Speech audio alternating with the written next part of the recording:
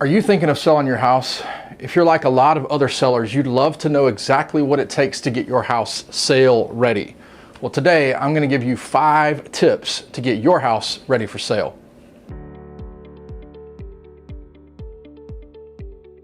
Wesley Croft here with the Rooted Real Estate Group here at Keller Williams Greater Metropolitan.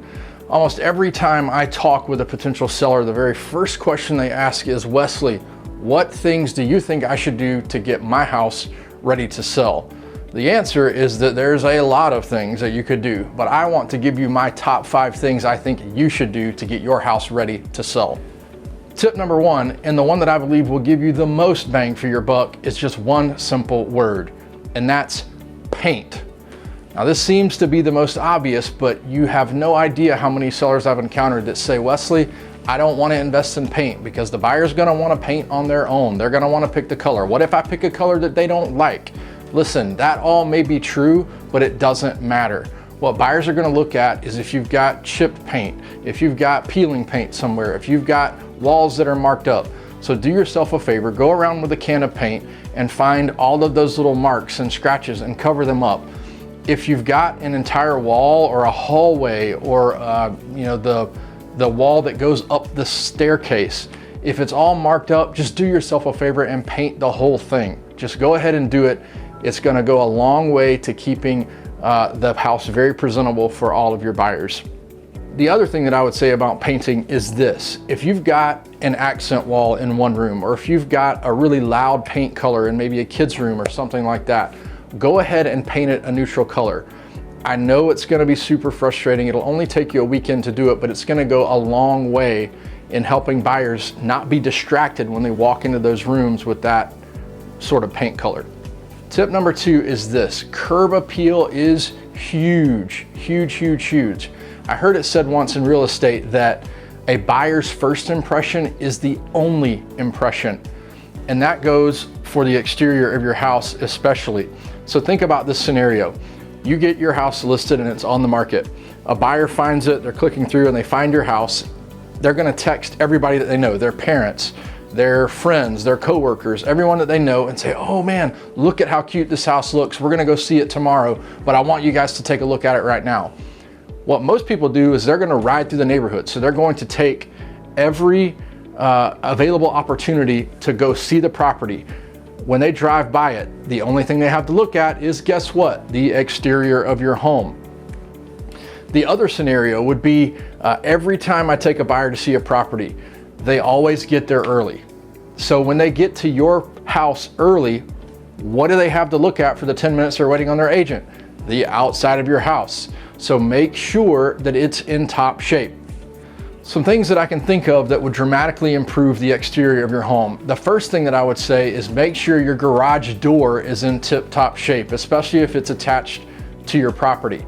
So what I mean is, I can't tell you the number of times I've driven up to show a property to a buyer and the garage door is dinged up, or it's got peeling or flaking paint, or it just looks bad. Any investment that you make in your garage door is going to pay you back, or at least you'll break even on it. So that would be the first thing that I would say. The second thing is look at the landscaping, right? So take and plant some flowers. Mulch is really super inexpensive. So go grab some mulch and remulch the whole front bed. It's going to go a long way in making your property stand out among a lot of other properties. The last thing I would mention about the exterior of your home is making sure that you either scrape and paint around the window casings or recalk, or both. A lot of times buyers will look at those small things. So imagine a scenario where a buyer walks up to your front door, the buyer's agent opens the screen door for them and they look down at the door jamb and they see flaking, peeling paint, rotting wood, or they look over at the window that's to the side of the front door and they see a flaking or a peeling paint or worn off paint, and they see that ugly brown where the wood is starting to rot around the window.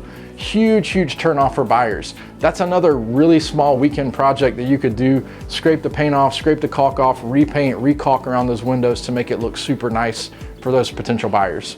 Tip number 3, and this is a huge one, is declutter.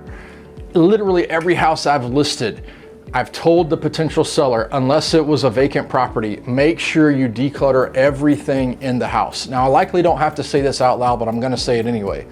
Everybody, if you've lived in a property for an extended period of time, accumulates a lot of stuff. And that's totally okay. That's not a big deal. But buyers don't wanna see your stuff.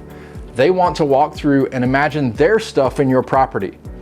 And if your stuff is literally laying everywhere in the way, they can't envision that, and it's gonna turn them off. Some of the major places that I've seen buyers look would be the kitchen countertops. So make sure that you declutter all the kitchen countertops. You know, old appliances, old mail, just junk that you might have laying around, get rid of it all. Another place that I've seen buyers look for lots of space is linen closets. So many times I've opened up a linen closet and looked and seen, you know, the 20-year-old sheets that you've had, you know, for forever just sort of shoved up in there, and it's just all hanging out and it just looks terrible. Clean out those linen closets really well. Another area that I've seen that people often neglect would be bedroom closets. The general rule of thumb about bedroom closets is that you want them to be half empty or half full, or however you want to look at it. Make sure that they are at least halfway empty, so that as buyers open those closets, they look nice and big. The basement and the garage, though, might be the two worst places that I've seen for clutter. We've all done it, I've done it. We just say, hey, throw that down in the basement or toss that out in the garage. You know, we'll deal with it later, and it never gets dealt with. Well, guess what? Now's the time to deal with it. So go out to the garage, go into the basement, start to declutter, start to get rid of stuff. If you haven't used it in 6 months, guess what? You probably don't need it. So contact a local agency that will come by and get your junk for you, or consider donating it to a local place that can repurpose it and either sell it or give it away to people that actually need it. If you've got any questions about that or need someone to help you find places that do that, let me know. I can help you find plenty of places that will do that. Tip number 4, think about doing a minor bathroom remodel. Now, don't go crazy here. So some of the things that I'm thinking about would be replace the hardware on your vanity, update your vanity if at all possible, update and get a new vanity mirror perhaps. Another thing that I've seen people do is remove those sliding glass doors and update them with newer fixtures. The other thing that you could do would be to remove those doors and just take them out altogether and just add a rod with a curtain. That's actually going to make the space appear bigger. So those are just a couple of the things that you could do. Don't go wild, don't go crazy. You don't need to do a full bathroom remodel. Maybe even some new flooring would help. One of the big things that I see, though, is that people don't take really good care of the caulk around their tub, in between their tub and their shower surround. So that'd be another great weekend project. Just go grab a tube of caulk at a home improvement store, take out that little bead of caulk, just rip it out of there, and then just lay a brand new bead of caulk. That'll go a long way in helping, again, buyers understand that you are taking good care of the property that they're thinking about purchasing. Tip number 5, also consider a minor, and again, I say the word minor as loud as possible, very minor kitchen remodel. Now, I know the tendency here for kitchens, everybody wants this big, awesome, great kitchen. I don't believe that that's really necessary. So don't go overboard here with that. A couple of things that you could consider about the kitchen would be a backsplash, right? You could get a brand new backsplash and put it in if you don't already have a backsplash, or consider updating an older backsplash. Maybe you paint over the backsplash or just rip it out and put a brand new one up. Again, don't go too crazy there. Another thing that you could consider doing while you're doing the backsplash, a lot of people neglect the electrical outlets along the wall. So the electrical outlets would be loose or worn, or there wouldn't be GFCI outlets where they need to be. All that stuff's gonna come up on an inspection. So if you're already doing some tiny remodeling of the kitchen, such as paint, which we talked about earlier, you may consider having an electrician come in and just touch up a little electrical issues that you may have in your kitchen. Another great item to think about changing out in the kitchen would be the countertops. Now, I don't mean to run down to the home improvement store and to contract them out to get some granite for you or some solid surface countertop. That's not what I mean.